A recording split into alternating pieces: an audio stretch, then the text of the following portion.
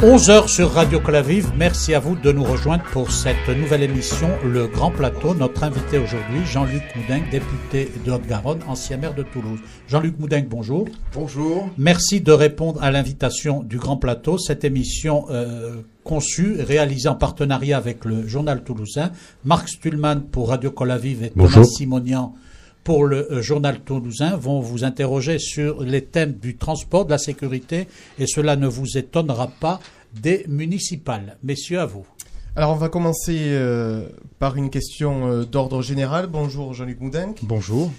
Qu'est-ce qui a changé pour vous depuis 5 ans à Toulouse ? La ville s'est dégradée.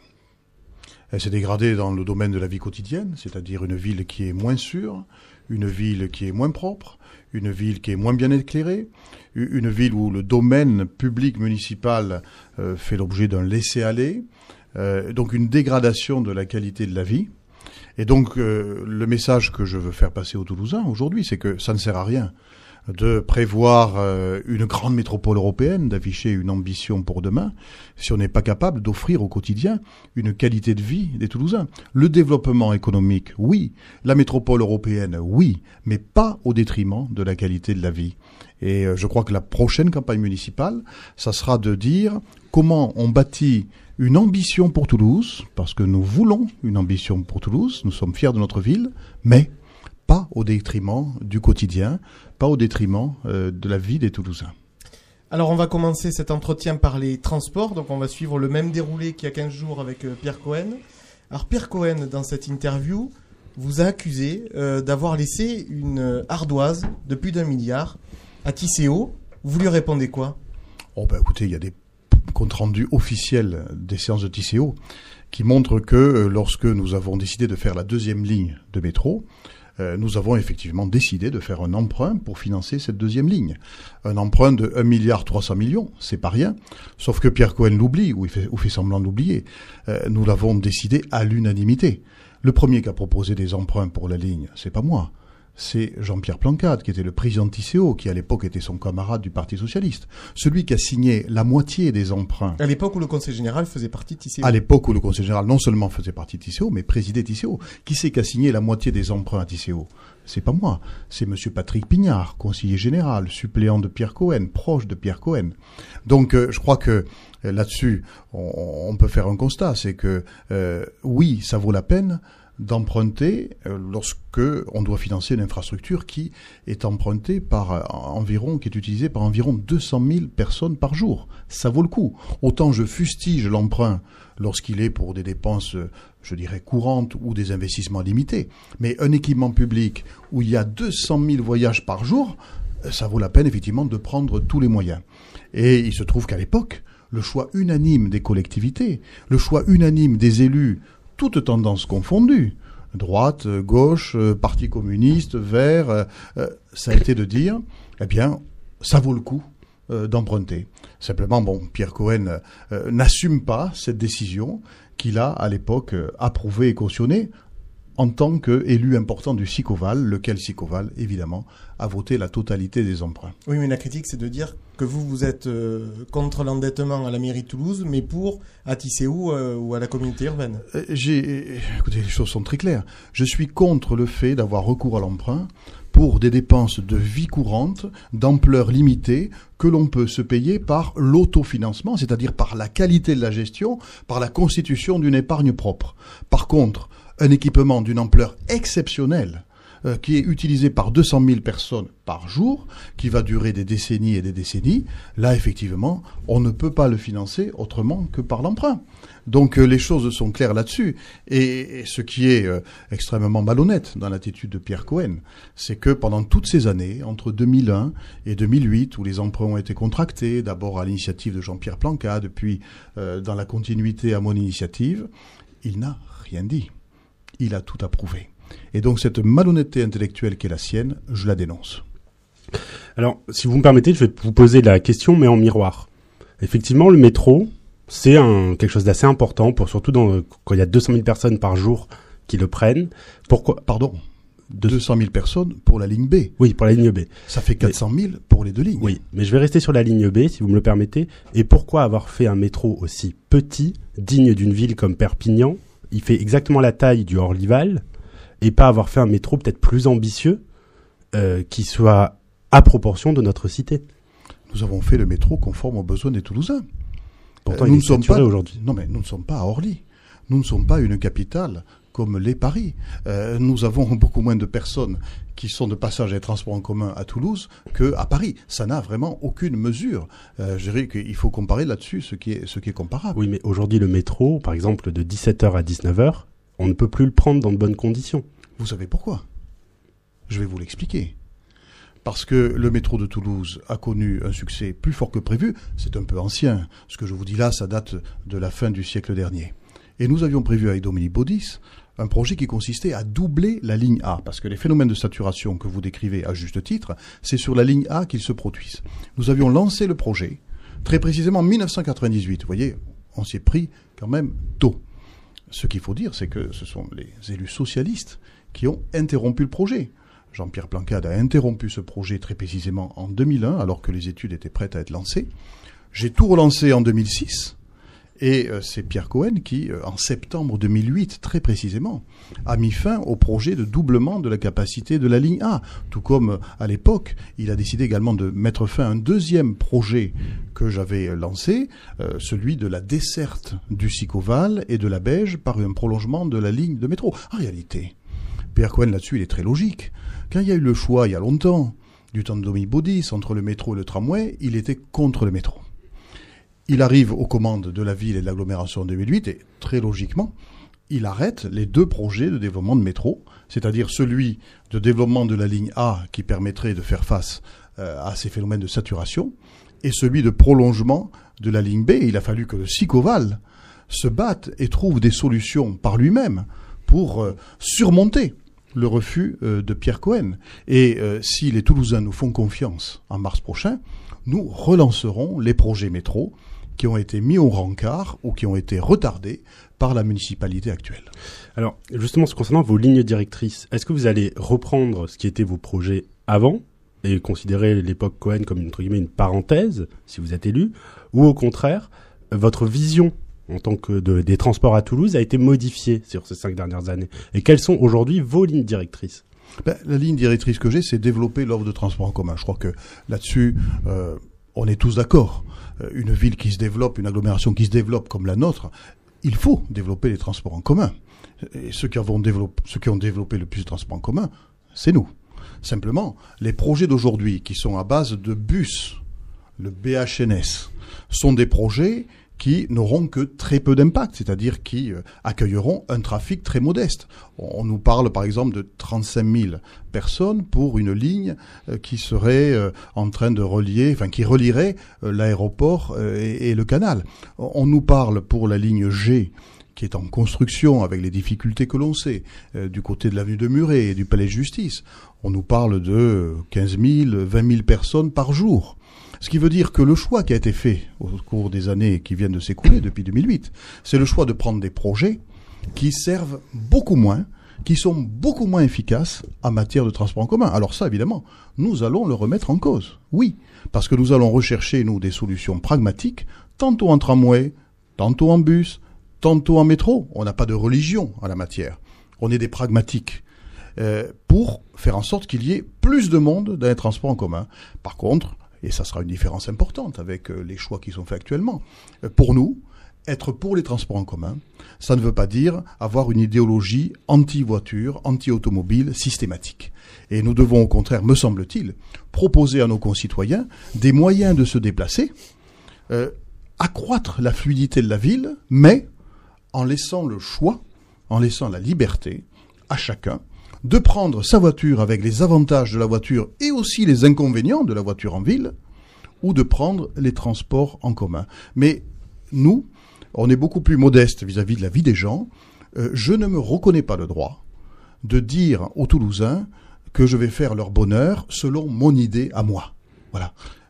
En tant que responsable public, on a le devoir de développer des projets, mais il me semble aussi qu'on a le devoir de respecter la liberté de choix. Et aujourd'hui, je vois bien que certains choix qui sont faits en matière de transport en commun ont pour but, en réalité, d'éradiquer la voiture totalement, alors que si on fait l'effort de se projeter à 10 ans, à 15 ans, à 20 ans, La voiture de demain, elle ne sera plus polluante. Elle sera de plus en plus basée sur des énergies propres, l'électricité, le gaz naturel, qui vont concilier la mobilité avec le respect de la qualité de vie pour laquelle nous sommes tous attachés. Alors, Jean-Luc Moudenc, après avoir évoqué le thème des transports avec Marc Stühlmann et Thomas Simonian, nous vous proposons de parler sécurité. Messieurs. Alors, tout à l'heure, je vous ai parlé de Perpignan. Maintenant, vous allez me permettre de vous parler de Londres. Et notamment sur la question de la vidéosurveillance. Il faut savoir que Londres est la ville au monde où il y a le plus de caméras par habitant. Mais malheureusement, ça n'a absolument pas empêché les attentats. Et si c'est vrai qu'on a la vidéo des terroristes montant dans le bus, rentrant dans le métro, on n'a absolument pas pu empêcher un attentat avec une caméra. Et j'aimerais donc vous poser la question suivante. Est-ce que vous pensez que la vidéosurveillance ou la vidéoprotection est une vraie solution en matière de sécurité ? Oui, la vidéoprotection est une solution. Et je suis catastrophé de voir que la ville de Toulouse est la seule grande ville, par choix idéologique de la municipalité actuelle, à avoir refusé de développer la vidéoprotection. Mon modèle, je vous le dis tout de suite, c'est pas Londres. Londres, c'est 60 000 caméras. Et on voit bien que quand il y a un excès, et votre témoignage le prouve, quand il y a un excès dans un domaine, on n'a pas le résultat qui est attendu. Moi, mon modèle, il est beaucoup plus simple. Prenons les villes qui nous ressemblent. On n'est pas Londres. De même qu'en matière de transport, nous ne sommes pas Paris ou Orly. Mon modèle à moi, c'est Lyon, c'est Strasbourg, c'est Montpellier. C'est des villes qui nous ressemblent. Et je plaide pour que la ville de Toulouse soit équipée de manière généralisée, et non pas au compte-gouttes, de caméras de vidéoprotection, là où c'est utile. Il y a des endroits où c'est pas utile, c'est pas efficace. Et là-dessus, je suis pragmatique. Je ne suis pas dans l'idéologie de la caméra de vidéosurveillance.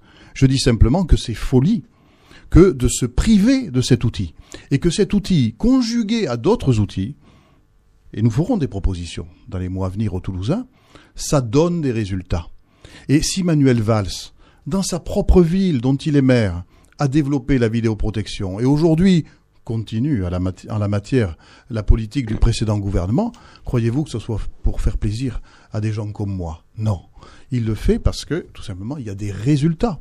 Je ne veux pas dire que la caméra de vidéoprotection, c'est la baguette magique qui résout tout. Certainement pas. Mais il y a des résultats. Et donc, je dis que si nous conjuguons le recours général à la caméra de vidéoprotection avec des effectifs de police renforcés, avec des effectifs de police réellement présents sur tout le territoire de la ville, ce qui n'est pas le cas aujourd'hui. Si on donne à l'Office de la sécurité, l'Office de la tranquillité, créé par Pierre Cohen, bonne idée, quand il y a des bonnes idées, il faut le dire.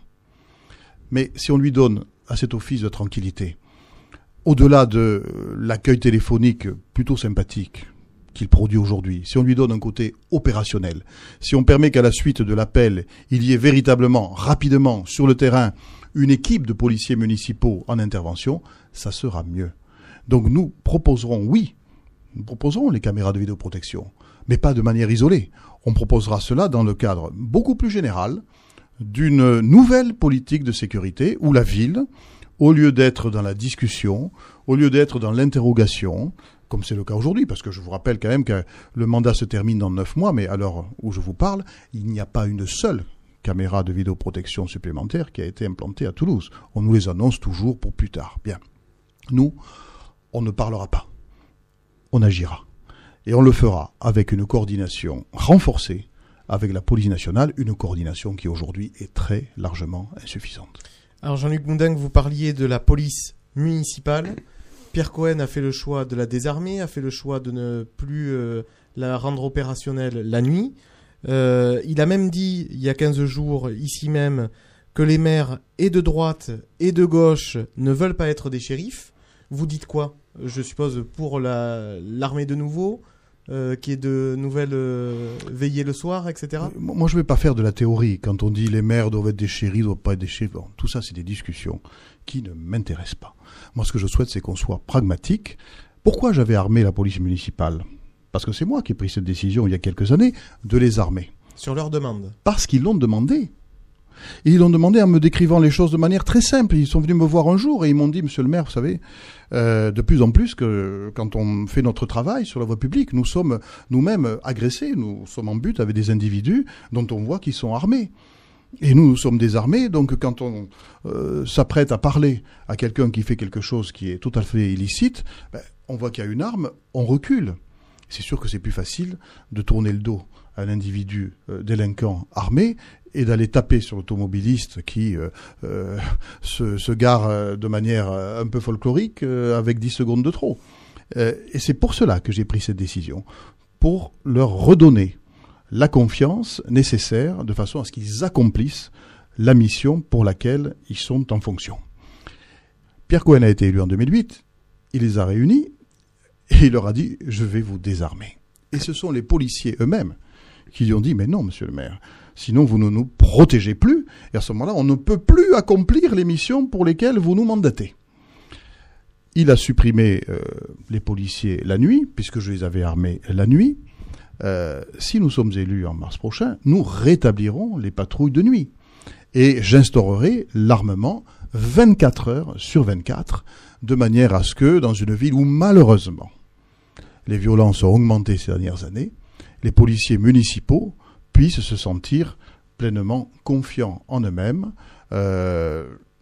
pour accomplir tout simplement leur mission. Donc, vous voyez, je ne suis pas dans l'idéologie, je suis dans le pragmatisme. Je me souviens avoir discuté il y a quelques années avec Hélène Mandroux, maire socialiste de Montpellier, et elle m'avait dit elle-même, mais si tu mets des caméras, que tu renforces des policiers, que tu ne les armes pas, tu n'auras pas le résultat.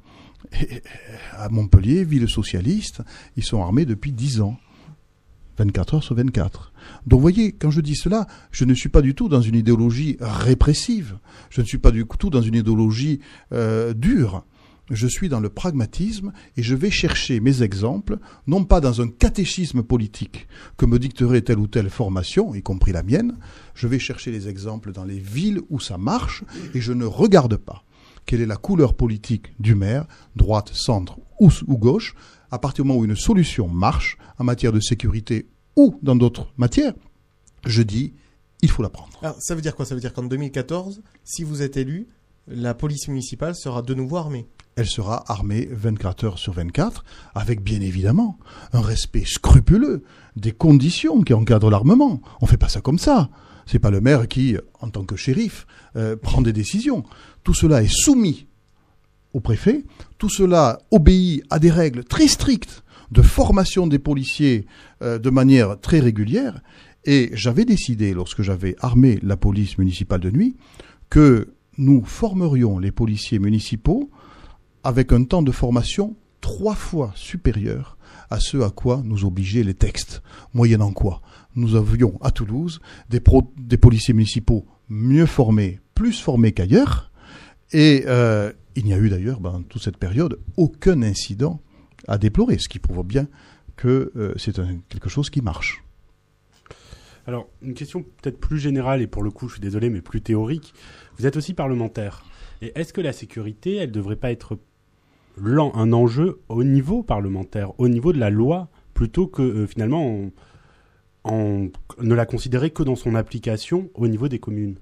On est bien d'accord. Si j'ai répondu à ces questions-là, c'est parce que vous les aviez posées comme cela. C'est-à-dire, vous m'avez interpellé sur le rôle du maire en matière de sécurité, bien évidemment. En matière de sécurité, de lutte contre la délinquance, de prévention de la délinquance, c'est pas que le maire. C'est d'abord l'État, le préfet, la direction de la police nationale. Simplement, les lois ont évolué depuis 15 ans, sous tous les gouvernements d'ailleurs. Le premier qui a fait évoluer les lois en la matière, c'est Lionel Jospin. Et ces gouvernements successifs, de gauche, de droite, qu'est-ce qu'ils ont dit? Ils ont dit que désormais, la mairie, dans toutes les grandes villes, devrait être coproductrice de sécurité. Ce qui fait qu'on a 2 acteurs dans la sécurité et la tranquillité publique, alors qu'avant on n'en avait qu'un. On a l'État et la municipalité. Et ce que je reproche à la municipalité de Toulouse depuis 2008, c'est qu'elle s'est désengagée par rapport à la nécessité, à la demande des Toulousains. Mais bien évidemment, le rôle de l'État est totalement fondamental pour traquer les bandes qui agressent ou qui s'attaquent aux biens des gens. pour traquer les trafics en matière de prostitution, pour démanteler le trafic de drogue, pour s'attaquer aux filières communautaristes d'un islamisme qui, on le sait, malheureusement, dans notre ville, plus dramatiquement que partout ailleurs, et là, existe. Vous imaginez bien que pour tout cela, pour le grand banditisme, pour les enquêtes, c'est pas le rôle de la police municipale. Le rôle de la police nationale, il est fondamental. Et mes amis et moi, nous ne cessons de le rappeler. Et d'ailleurs, on doit dire que Manuel Valls n'est pas dans une philosophie très opposée à la nôtre là-dessus, même si je pense que les résultats sont pas à la hauteur du discours qui tient. Simplement, nous devons développer des réponses de sécurité avec chacun dans son rôle, qui n'est pas identique. La police municipale n'a pas un rôle identique à celui de la police nationale. Simplement, de quoi il s'agit pour la police municipale? Il s'agit de tenir l'espace public. Le domaine public, il est domaine public municipal. Il est régi par des arrêtés municipaux. S'il n'y a pas de volonté municipale, s'il n'y a pas une volonté claire de faire appliquer les arrêtés municipaux, alors on est à côté de la plaque.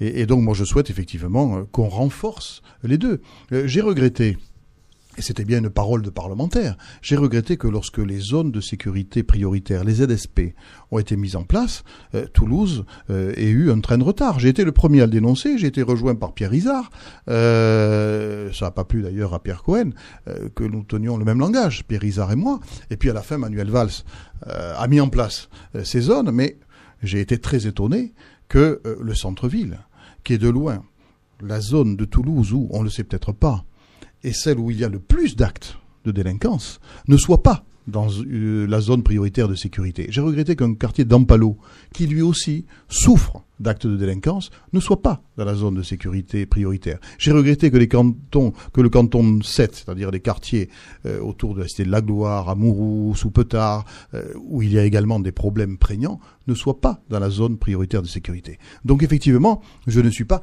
satisfait de ce que fait l'État à Toulouse en matière de sécurité. Et je le dis chaque fois que j'ai à le dire.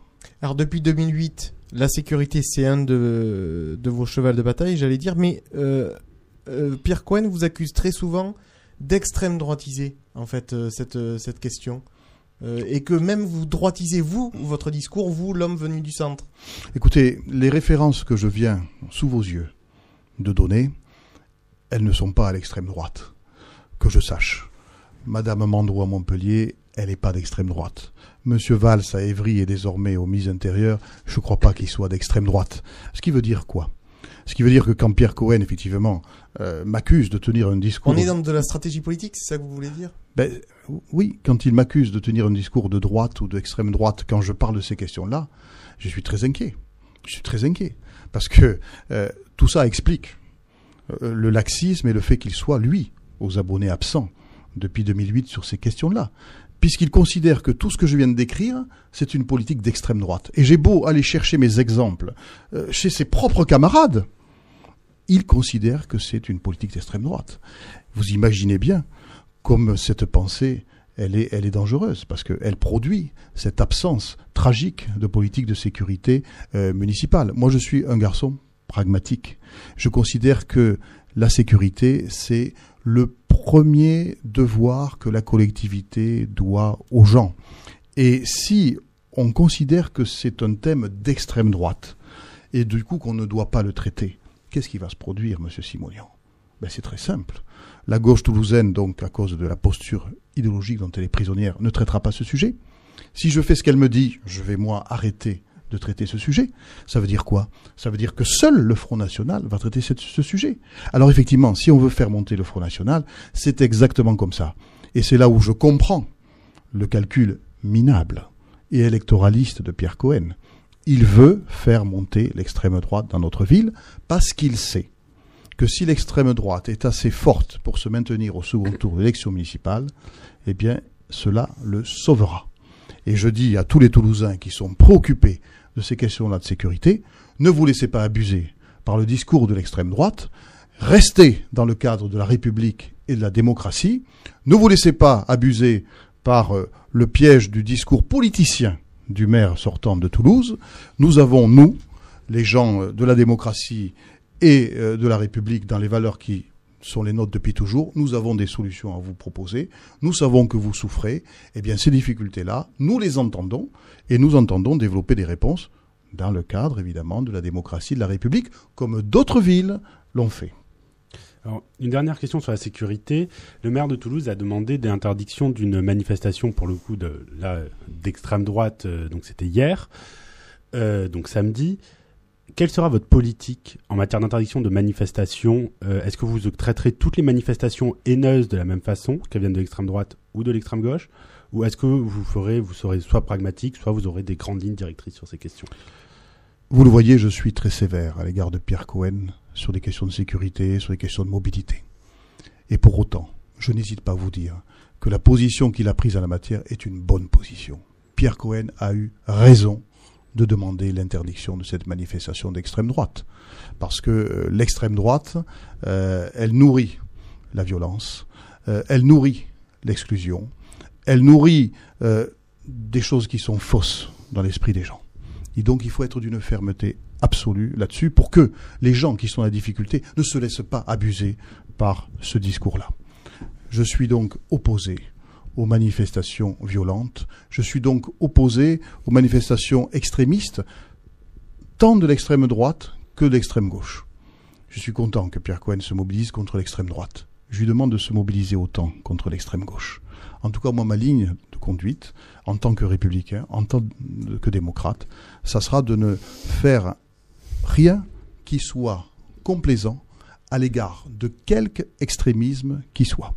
Et à l'égard de quelques groupes qui prônent la violence. Parce que je crois que la violence, ce n'est jamais la solution. Et dans les valeurs qui sont les miennes, ce n'est pas acceptable. Alors, Jean-Luc Moudenc, vous l'avez précisé, l'échéance importante, ce sera mars 2014. C'est la raison pour laquelle je vous propose, dans la seconde partie, de parler de municipal. Je vous propose une pause musicale qui sera l'occasion pour nous de rendre hommage à Georges Moustaki. Jean-Luc Moudenc, député d'Haute-Garonne, est l'invité du grand plateau ce matin. Marc Stulman et Thomas Simonian l'interrogent maintenant sur les élections municipales.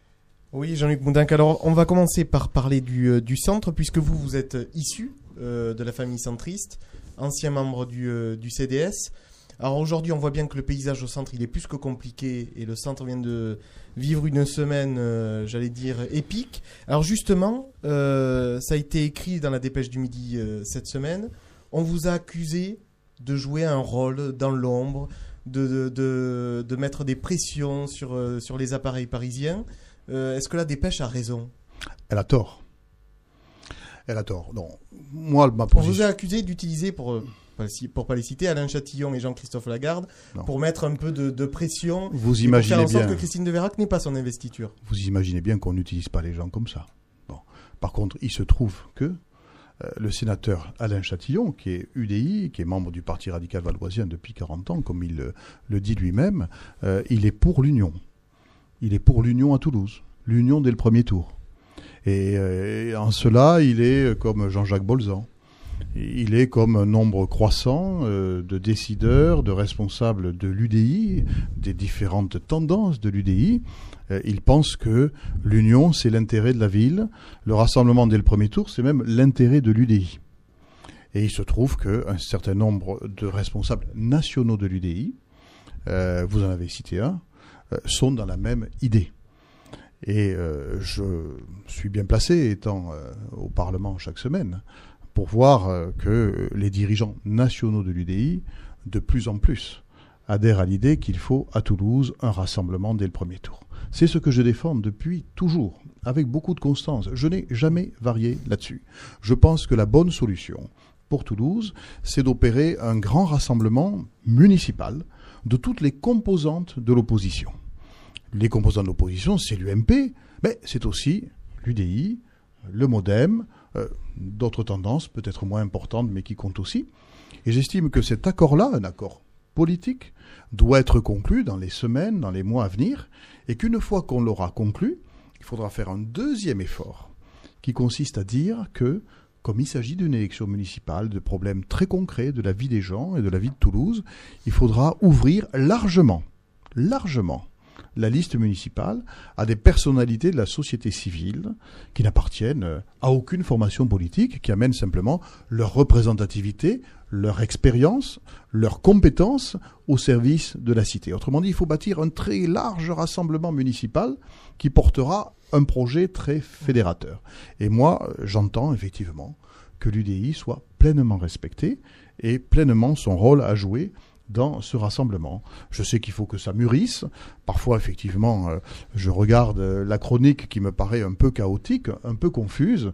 Ce que je souhaite, c'est que l'UDI de la Haute-Garonne, au plus vite, s'en sorte, qu'elle se mette en ordre de bataille, qu'elle mette en place une force politique unie et que cette force politique unie soit pleinement partie prenante de la bataille de Toulouse. Alors, question provocatrice, est-ce que finalement, si Christine de Vérac maintenait sa candidature, est-ce que ça ferait pas le jeu de Pierre Cohen? Est-ce que finalement, Christine de Vérac n'est pas la meilleure alliée de Pierre Cohen dans cette histoire? Je le crois. Je crois que Christine de Vérac est la meilleure alliée de Pierre Cohen si elle persiste dans une candidature qui devient de plus en plus esselée et de plus en plus marginale. Et donc, ça sera important de voir quelle décision elle prend dans les semaines et dans les mois à venir. Soit elle reste seule, et à ce moment-là, elle fait le jeu de Pierre Cohen, soit elle apporte sa pierre au large rassemblement où j'ai toujours dit qu'elle avait sa place. Donc, c'est à elle à faire le choix. Je ne peux pas le faire à sa place. Je dis simplement une chose, c'est que nos électeurs, les siens, les miens, ceux qui la préfèrent ou ceux qui me préfèrent, eux, ils ne veulent qu'une chose, c'est que nous fassions l'union pour avoir plus de chances de provoquer l'alternance en mars prochain à Toulouse. Si elle n'entend pas ce message, qui ne vient pas de ma bouche, qui vient de ses propres amis, de plus en plus de gens de l'UDI et de tous nos électeurs, eh bien, elle sera à côté de la plaque, elle se marginalisera. Si telle est sa volonté, eh bien, ce sera son destin. Mais c'est possible une union Moudenc de Vérac, malgré le passé, malgré les cicatrices? Vous savez, moi je considère que ce qui compte, c'est l'intérêt de la ville et l'avenir de la ville. Alors si on est dans des raisonnements personnels, des histoires politiciennes, des règlements de compte, des vieilles querelles de partis, effectivement là, on ne va pas s'entendre. Simplement, si on ne s'entend pas, on ne sera pas à la hauteur de l'enjeu. Pour moi, la hauteur de l'enjeu, c'est-à-dire servir la ville, servir l'avenir de la ville, servir les Toulousains, ça exige qu'on soit capable tous de dépasser nos propres sentiments personnels et encore plus nos propres ressentiments personnels. En est-elle capable? On verra. Alors, vous parliez tout à l'heure, à l'instant, de faire consensus, finalement, d'avoir la base la plus large possible. Est-ce que cette base, ça peut être aussi le Front National? Absolument pas. J'ai été très clair là-dessus. On n'est pas dans une alliance avec le Front National. Et on ne sera jamais dans une alliance avec le Front National. Pourquoi? Parce que nous sommes contre et que le Front National est contre. Donc vous savez, pour moi, la question, elle ne se pose pas. Même dans l'hypothèse d'une triangulaire avec le Front National? Justement, s'il y a une triangulaire avec le Front National, c'est bien la preuve qu'on ne se sera pas entendu. Je dis simplement une chose. Aux Toulousains qui sont exaspérés soit de la politique socialiste de M. Cohen, soit de la politique socialiste de son ami Jean-Marc Ayrault. Je leur dis, vous êtes exaspérés, vous êtes en colère. Mais attention, si votre colère passe par un vote Front National au premier tour, effectivement, vous allez avoir un effet que vous ne voulez pas avoir, c'est qu'il y aura 3 listes au second tour, la liste de M. Cohen, la liste du Front National et la mienne, et qu'à la fin, c'est la réélection assurée de Pierre Cohen.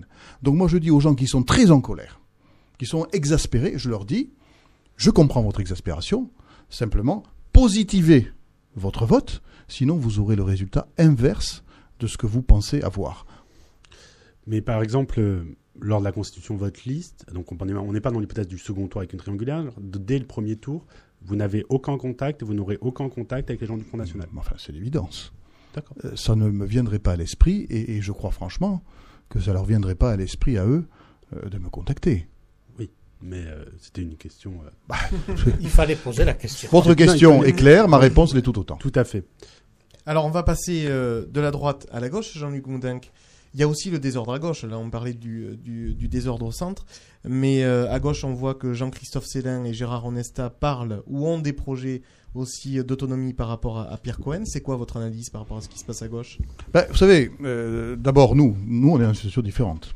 on a été battu en 2008 et il y a eu, comme c'est souvent le cas quand il y a une défaite, il y a eu un éclatement. Et le mouvement qui est en train de se produire aujourd'hui, même si c'est progressif, c'est que nous sommes en train de nous regrouper et que des gens qui s'étaient éloignés de moi, il y en a tous les jours, qui viennent maintenant à mes côtés. Donc nous sommes en train, nous, de refaire le rassemblement. Et effectivement, vous le dites vous-même, ce qui se passe paradoxalement, c'est que la liste qui a gagné en 2008, la municipalité actuelle, fait l'objet de tensions et de divisions croissantes. Effectivement, le Front de gauche, avec la partie de gauche représentée par Jean-Christophe Cellin, a annoncé qu'elle ferait une liste. C'est-à-dire que des gens qui étaient au premier tour avec Pierre Cohen se détachent de lui. Les Verts, qui étaient également au premier tour avec lui, une partie d'entre eux disent « nous devons avoir notre propre liste ». Je ne sais pas ce qu'ils feront à la fin, mais en tout cas ce que je sais, c'est que c'est quelque chose qui est fortement discuté. Pourquoi ? Parce que les Verts ont été un partenaire très peu respecté, et j'en suis le témoin à chaque conseil municipal, par Pierre Cohen. Et puis il y a également le sénateur Plancade, radical de gauche, qui, on le sait, réfléchit à l'hypothèse d'une liste. Donc ça veut dire que nous sommes dans la situation d'un maire sortant qui, bien qu'ayant l'autorité du maire sortant, est très, très contesté dans son sein.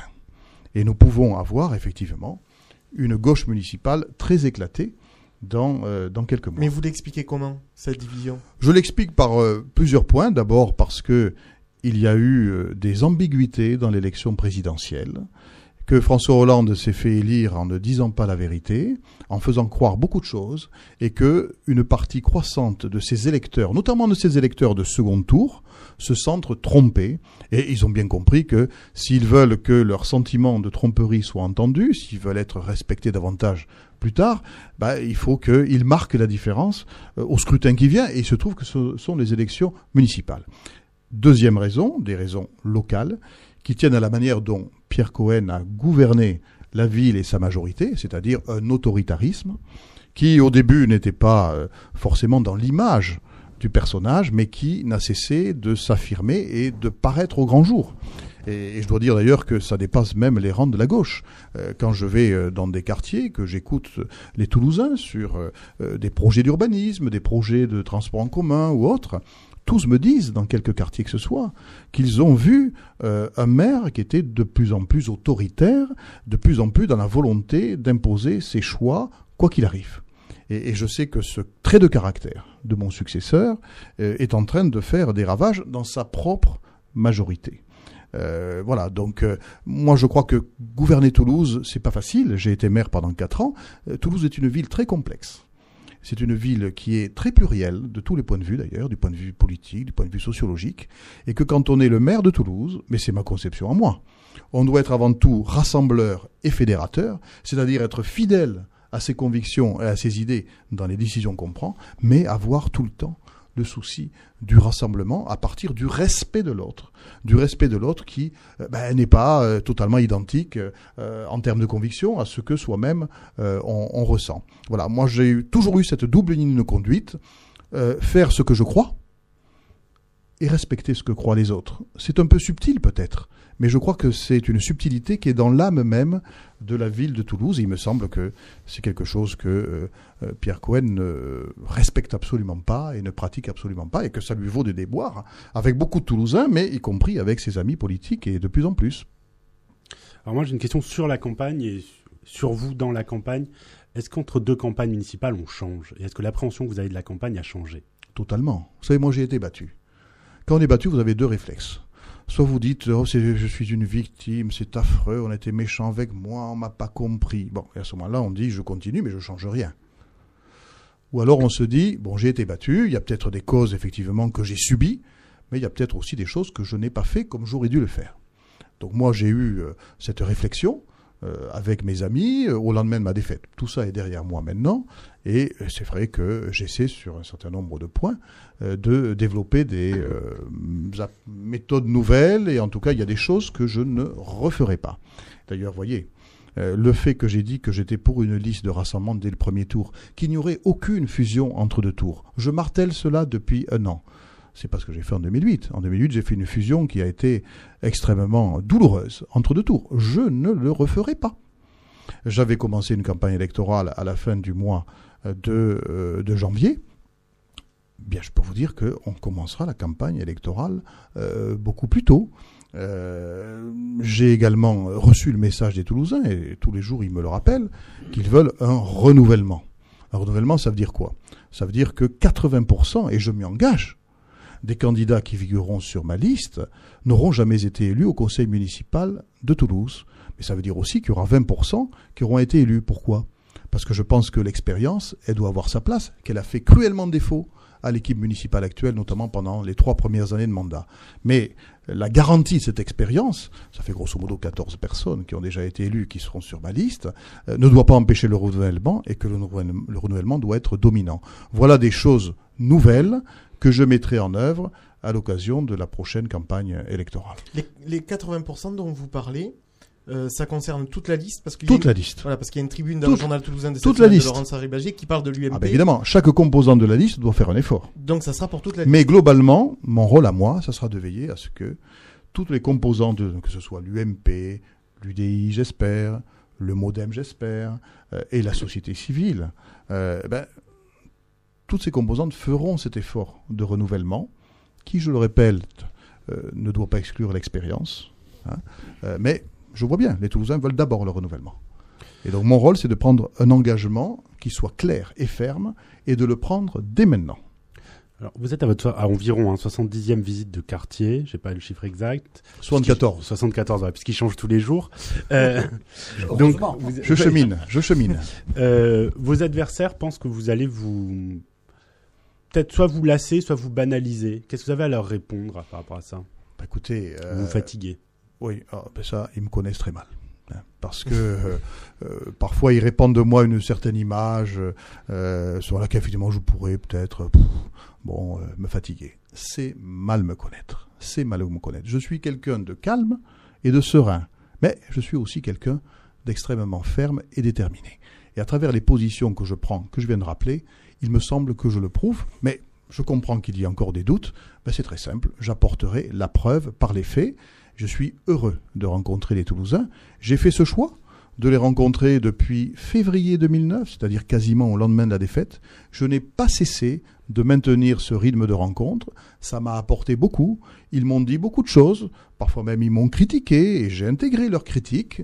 Et c'est avec tout ce qu'ils m'ont dit, avec toutes les rencontres que j'ai faites, que je crois pouvoir être en mesure de leur garantir que le projet que nous leur présenterons sera un projet correspondant à toutes les attentes qu'ils m'ont exprimées. Je vais vous dire une chose, il n'y a rien de plus intéressant, rien de plus enrichissant, rien de plus agréable pour moi que d'être au contact des Toulousains. On parlait tout à l'heure de stratégie politique, il faut faire de la stratégie politique. On parlait tout à l'heure d'alliance ou de telle ou telle personnalité, il faut en passer par là. Mais franchement, c'est pas là où je prends mon pied le plus. Là où j'ai le plus de plaisir, le plus de joie, c'est à être au contact des Toulousains, entendre ce qu'ils me disent, ce qu'ils attendent, et à faire en sorte que nous soyons capables, avec la compétence qui est la nôtre, avec l'esprit d'équipe qui est le nôtre, avec également l'expérience qui est la mienne, d'être capable dans quelques mois de leur proposer un projet qui soit véritablement efficace, c'est-à-dire des propositions, des solutions très concrètes à leurs problèmes, et non pas simplement une posture politique qui pour moi serait largement insuffisante. Donc ceux qui croient que je vais le lasser se trompent beaucoup, mais je comprends qu'ils soient un peu dans l'interrogation, parce qu'eux-mêmes ont déserté le terrain. Quand je vais dans des quartiers où on me dit « Monsieur Moudinque, vous êtes l'ancien maire, ça fait 2 fois qu'on vous voit depuis 2008, votre successeur, on ne l'a pas revu pour la campagne, depuis la campagne électorale de 2008. Qu'est-ce que je leur réponds aux gens? Je dis, mais écoutez, c'est pas grave, vous allez le voir bientôt parce qu'il y a une campagne électorale. Mais c'est pas ça que je veux les gens. Les gens ont horreur des élus qui viennent les voir pendant les campagnes, disparaissent ensuite et reviennent uniquement au moment de la campagne. Alors, je suppose que vous lancerez votre campagne avec ces propositions, avec votre projet. On peut avoir une date? Écoutez, on ne prend pas de décision personnelle en la matière. Je vous ai dit qu'il y avait des partenaires à respecter. Moi, je respecte mes partenaires. Et quand le partenariat, l'union, le rassemblement sera au point, alors nous nous lancerons. Voilà. Est-ce que vous me permettez d'avoir un message spécifique pour Radio Colavive? On vous en prie. Je ne peux pas venir dans votre studio, vous me comprenez, sans rappeler que je suis secrétaire du groupe d'amitié France-Israël. Et que cette amitié, je la mets en œuvre en tant que parlementaire, mais si demain je suis maire de Toulouse, je la mettrai en œuvre aussi. Et donc, ce que l'on a vu pendant le mandat qui sort, Monsieur Cohen proposant, par exemple, de soutenir un groupe de personnes qui va en Israël pour, de manière violente, faire passer des messages, écrire au consul de France pour réclamer que ces gens-là soient protégés. Il se trouve qu'après, ils ont été arrêtés. Ce sont des choses qui n'auront plus cours. J'ai combattu également la proposition des alliés de M. Cohen, Salah Hamouri, médaille d'or de la ville de Toulouse. Ce genre de choses ne sera plus à l'ordre du jour si les Toulousains nous font confiance en mars prochain. Alors, juste après, Thomas et Marc reviendront sur des sujets plus généraux, mais puisque vous parlez d'Israël, Toulouse est jumelée à Tel Aviv, on le sait bien, il y a une association du jumelage Toulouse-Tel Aviv qui est un petit peu en sommeil. Est-ce que vous escomptez, si vous êtes réélu, redonner vie à cette association ? Ben oui, c'est mon ami Gérard Naon, qui a été mon collègue, qui est le président et qui malheureusement se trouve un peu empêché d'agir, parce qu'il ne peut agir que si la ville, la collectivité se bouge également. Donc, effectivement, nous ferons revivre avec Gérard cette association à partir de mars prochain si les Toulousains nous font confiance.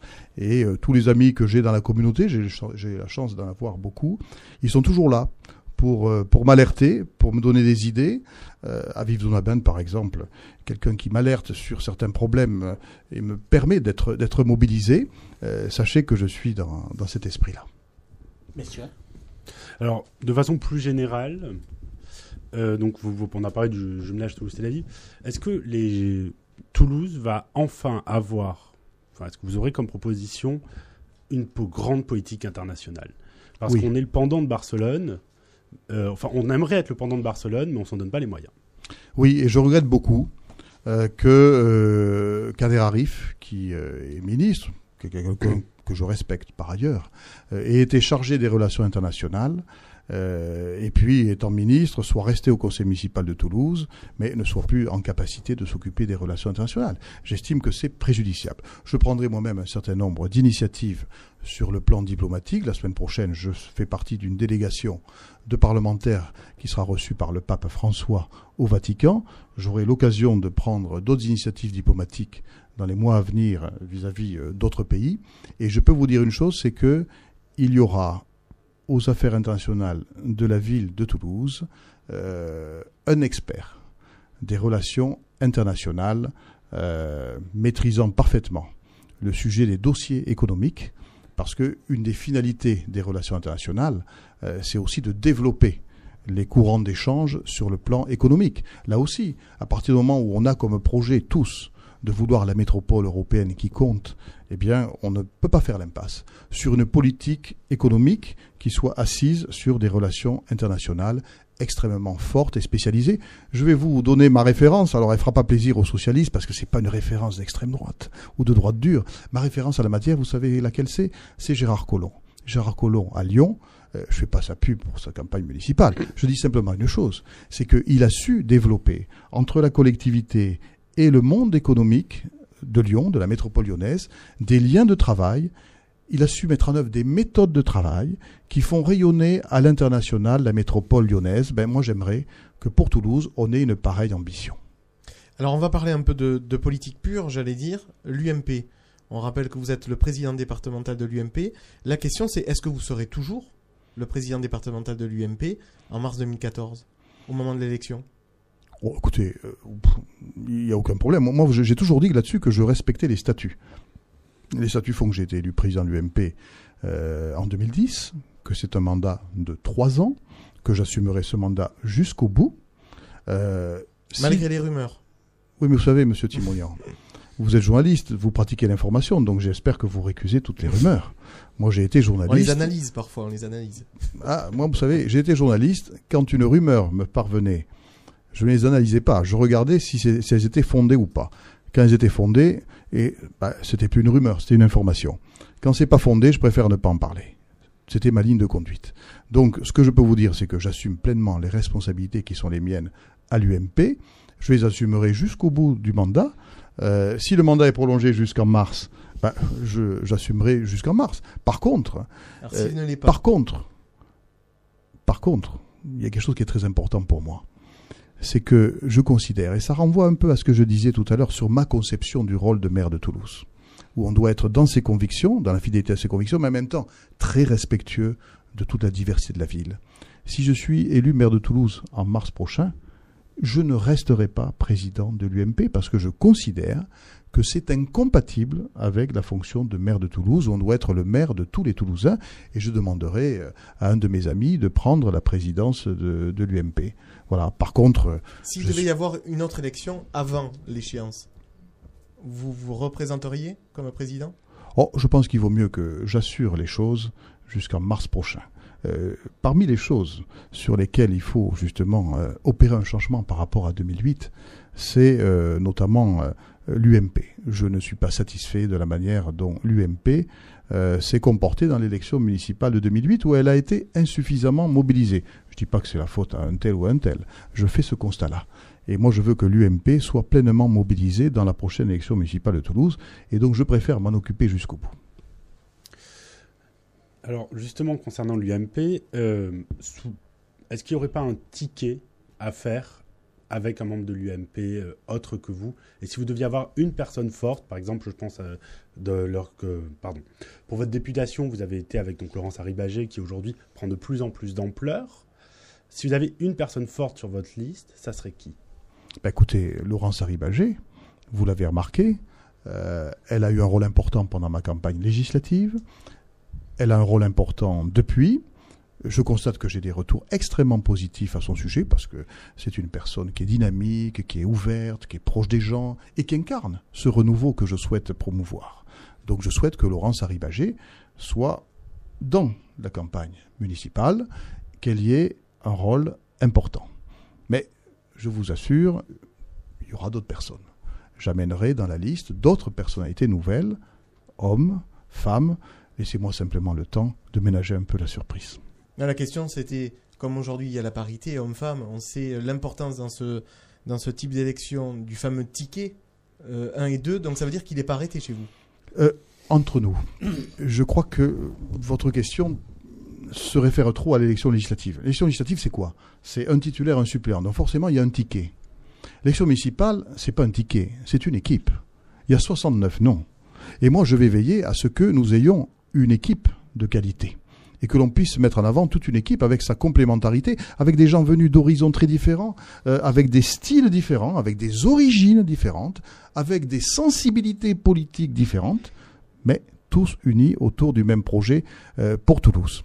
Donc rien n'est arrêté. Rien n'est arrêté, mais ça sera une équipe et un esprit d'équipe. Ça sera ni un one-man show, ni un duo. Ça sera une équipe.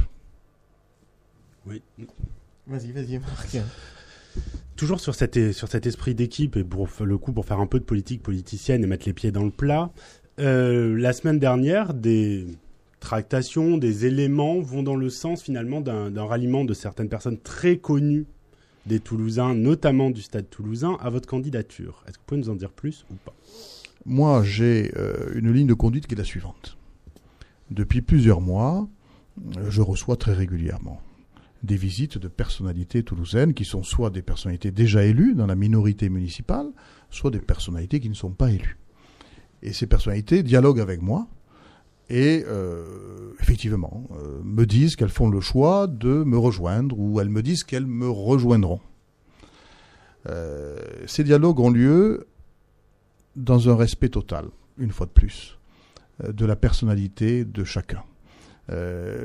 J'ai eu ce dialogue avec Jean-Jacques Bolzan. J'ai eu ce dialogue avec François Chollet. Jean-Jacques Bolzan, un des patrons de l'UDI, avait pris son propre chemin, qui n'était pas forcément le mien. François Chollet, à un moment, lui aussi, avec un certain nombre de ses amis, avait fait des choix différents de ce que je pouvais faire. Marie Desquet également. Et donc, je dialogue avec tous, y compris évidemment René Bouscatel, bien évidemment, que nous nous sommes vus et nous nous sommes parlé. Simplement, ma ligne de conduite est la suivante. Je laisse à chacun le choix des mots et le choix du moment. Il n'y a pas de négociation avec Pierre, Paul ou Jacques. Celles et ceux qui me disent « j'aimerais venir sur ta liste », je leur dis « oui, pourquoi pas ?» Simplement, tu le dis quand tu estimes devoir le dire, tu le fais comme tu veux le faire. Et puis si finalement tu décides de ne pas venir, tu ne viens pas. Mais il n'y a pas de tractation, il n'y a pas de négociation, c'est chacun qui choisit. Et si René Bouscatel, à la suite du dialogue que nous avons eu et qui se poursuivra, veut venir sur ma liste, je l'accueillerai bien volontiers. Je vous le dis publiquement comme je le lui ai dit en privé. Si par contre il préfère aider la liste autrement, peut-être parce que il doit se consacrer davantage encore au Stade Toulousain, c'est une position que je respecterai aussi. Si jamais il veut même ne pas prendre position du tout, il prendra pas position du tout. Ce qui est sûr, c'est que il y a un dialogue et ce dialogue se fait dans l'amitié. Voilà, merci messieurs. C'était le grand plateau de Jean-Luc Moudenc, député de Haute-Garonne, et dont on aura bien perçu l'importance de cette élection municipale à venir. On rappelle à nos amis auditeurs que cette émission sera rediffusée sur Radio Colavive et que vous pourrez à partir de jeudi la retrouver en site web sur le site du Journal Toulousain. Jean-Luc Moudenc, merci. Merci à vous. Merci.